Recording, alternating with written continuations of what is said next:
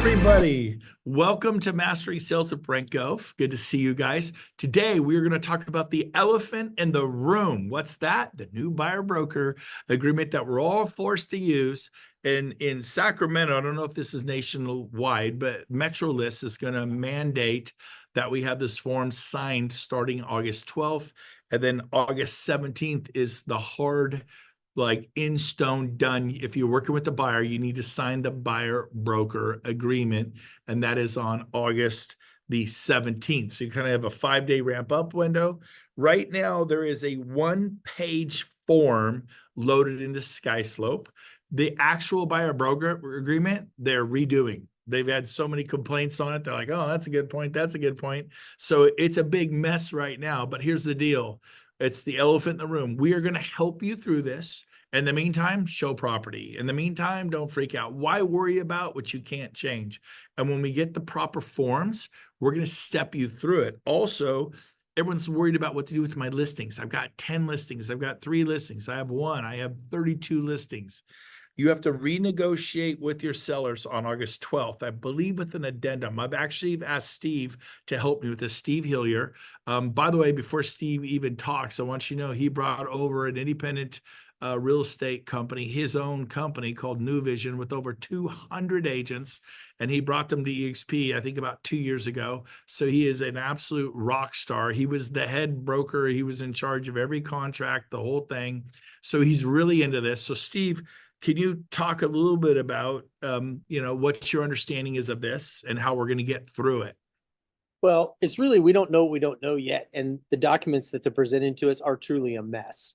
So the one thing I know is that the corporate attorneys with EXP and everybody is putting together a simplified process. So we just need to be patient and wait for those. So in our local MLS for Sacramento region, it's going to be implemented on the 12th, which is 7 days earlier than, or not 7, but the 17th will become when 5 days. the 5 days earlier. Yeah. A little bit of a running room to get that up and running. And here's the real message. We just need to be patient and find out what the next steps are. And when that's really evident, we're going to train you how to do it. Yeah, absolutely. So check with your MLS. They may be implementing it on August 10th or August 14th. Ours is August 12th here in Northern California at MetroList. And then the hard cut, I believe, and that's nationwide, is August 17th. That's going to be like the law of the land. Would that be correct, Steve, to your understanding? Or yeah, that's my understanding. But I believe they pushed it out, and they might even push it out again because I wouldn't be surprised. Truly, it's a mess. Yeah, because it was supposed to be July, and then they go, wait a minute, this is a mess. They moved to August 17th. I think there's no way they're probably going to move it to September. So again, what does this mean? It means head down, butt up, go do your open houses, do your door knocking, ask for referrals, make the phone calls, do 10, 20 calls a day, do 50 to 100 a week, do 200 to 400 a month. The more you do, the more you'll succeed. And then as far as all your listings, again, we get a lot of questions. What about my listings? What about my listings? You will renegotiate with all your sellers. Right now, the deadline is August 12th in our MLS, and you have to do, I believe it's an addendum, and you have to deal with the whole offering a buyer commission. And so we will help you through that as we get the information. So right now, it's business as usual, full steam ahead, and don't worry about this. We will figure it out, and we will coach you through it. It's going to be great. Steve, any comments you want to add to that, or any other brokers here or people who heard something that you might want to add? We'd love to hear from you. But Steve, any thoughts on that? Well, I've done a lot of research and learned what the whole industry is trying to think about this. And all I know is that it's in a fluid state right now, except the 12th and the 17th. They're more right now, we're being told those are the deadlines. You guys, I wouldn't worry too much about your buyers. I wouldn't worry too much about your sellers. They need our services. So just continue to do it as you would normally do it. And when you sit with a buyer and they go, well, I don't want to sign that. I go, every real estate agent in America is required to use this. It's just simple. It's just a mandatory document. And however you present it, make them feel confident that you're going to negotiate this with the seller and that it's going to be very similar to what they've always experienced. Yep. And we can provide you, and we've put it up here before in the chat where, Rob, right, there's some where it says it is mandatory for buyers, an agent to sign the buyer broker agreement before they show a property. Like, and you could actually show them, and it looks like government. It looks like the post office printed it, very official looking. And they go, well, nobody can show you property without one of these. And then you also want to build up all of your, like, here's what we do for you. Boom, boom, boom, boom, boom. You make a huge list of things that you're going to do for them. And you want them not reluctantly signed, but excited, because here's what most, we need to create this form, I think. Traditional agents do this, not much. And here's what I do for you. And you have this huge list. The number one real estate agent in the world for all brokerages worldwide, globally, is a guy named Ken DeLeon. He lives in San Jose, California, 2.5 hours from me. And he makes a list of all the things he does for a buyer, all the things he does for a seller. And it's like 30, 40 things, man. It's just like, oh my gosh, like, why wouldn't you use the guy? And it's brilliant. And they want to use him. And you're like, well, I'm not sure how to do that. Start with a yellow notepad and get together, maybe pull a group together, 3 or 4 of you. What is it we can offer buyers that makes us different? What can we offer our sellers that makes us different? Ken DeLeon says at the open houses, we bring in a full espresso bar. We bring in live music. Maybe you have a niece or nephew who plays the violin. They'll come play for you for free.